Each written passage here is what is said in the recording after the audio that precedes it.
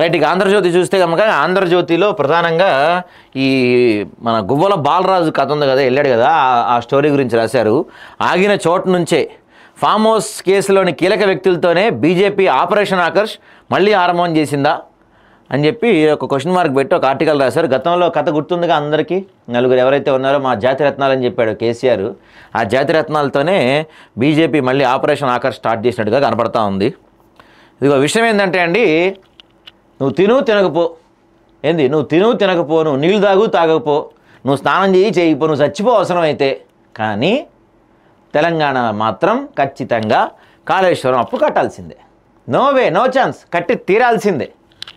10 ఏళ్లలో 1,00,000 కోట్లు అండి, 10 ఏళ్లలో 1,00,000 కోట్లు కట్టి తీరాల్సిందే. మనం రుణాల రీస్ట్రక్చరింగ్ రాష్ట్ర ప్రభుత్వం యత్నాలు కుదరని తేల్చి చెప్పేసిన బ్యాంకింగ్ ఇతర ఆర్థిక సంస్థ ఆర్ఈసీ నుంచి అత్యధికంగా 10.90తో వడ్డీతో రుణం. బుద్ధున్నోడు ఎవడో కూడా, ఇది సామాన్యులు మనలాంటి వాళ్ళు ఎవరో కూడా దాదాపు 11 వేసుకోండి రౌండ్ ఫిగర్గా, 11% ఇంట్రెస్ట్తో లోన్లు ఇస్తానంటే ఎవడు తీసుకోడు. మీరు తీసుకుంటారు ఎవరన్నా ఏ బ్యాంక్ దగ్గర నుంచైనా? అదే మనకి బ్యాంకులు 9, 10, 11% ఇంట్రెస్ట్ ఇస్తాయి, తప్పని పరిస్థితిలో తీసుకుంటాం. కానీ ప్రభుత్వం 11% ఇంట్రెస్ట్ తీసుకోవడం బహుశా దేశ చరిత్రలో మొదటిసారి కావచ్చు. ఇదే దీనికి మళ్ళీ అంటాడు కాంగ్రెస్ నివేదిక కుట్ర, అది కాళేశ్వరం నివేదిక కాదు, ఇది కాళేశ్వరం కమిషన్ కాదు, కాంగ్రెస్ కమిషన్ అని చెప్పి నేను ఒక పవర్ పాయింట్ ప్రజెంటేషన్ ఇచ్చి ఏదో చెప్పి ప్రయత్నం చేశాను. అసెంబ్లీ పెట్టాం అంటున్నాడు. అసెంబ్లీ పెడతారు, మరి అసెంబ్లీకి మీతో పాటు మీ మామను కూడా తీసుకురావాలా. ఉత్తరాఖండ్లో జల ప్రళయం, 2 గంటల వ్యవధిలో 2 సార్లు మేఘ విస్ఫోటనం, 4 మృతి, 70 మందికి పైగా గల్లంతు. 4 కాదు ఇంకా ఎక్కువ మందే చనిపోయిన పరిస్థితి కనపడుతుంది అక్కడ. పర్యావరణ విధ్వంసంతోనే వరదలంట. ఇదిగో ట్యాంకర్ని మింగిన రోడ్డు చూడండి ఎట్ట దిగిపోయిందో అసలు. స్లాబ్ కూలిపోవడంతో నాలాలో పడిపోయిన వాటర్ ట్యాంకర్.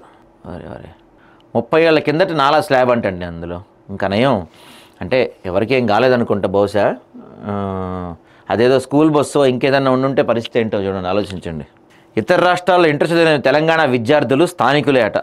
ఇక్కడ నుంచి బీసీ రిజర్వేషన్ల సాధనకు నేడు ఢిల్లీలో సమరం.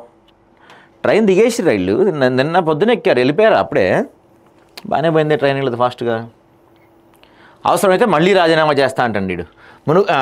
ఈయన పెద్ద మనిషి రాజగోపాల్ రెడ్డి గారు చెప్తున్నారు, అవసరమైతే మళ్ళీ రాజీనామా చేస్తాను, మునుగోడు ప్రజల కోసం ఏ త్యాగమైనా చేస్తాను అంటున్నారు. ఏంటి ఇప్పుడు ఉపయోగం ఏంటి అంటే, మీరు త్యాగం అంటే దానికి ఒక డెఫినేషన్ ఉండాలి కదా సార్. మీ త్యాగానికి డెఫినేషన్ ఏంటి? మునుగోడుకి మీరు రిజైన్ చేస్తే, మునుగోడు ప్రజల కోసం మీరు రిజైన్ చేస్తే మునుగోడుకి ఏమొస్తుంది? ఒక ఎయిర్పోర్ట్ వస్తుందా? ఒక సీ హార్బర్ వస్తుందా? ఒక ఇస్రో ఒక స్పేస్ స్టేషన్ వస్తుందా? ఒక ఐఐటి వస్తుందా? ఒక ఎన్ఐటి వస్తుందా? మునుగోడుకి ఏమొస్తుంది మీరు రాజీనామా చేస్తే మీ త్యాగ ఫలితంగా?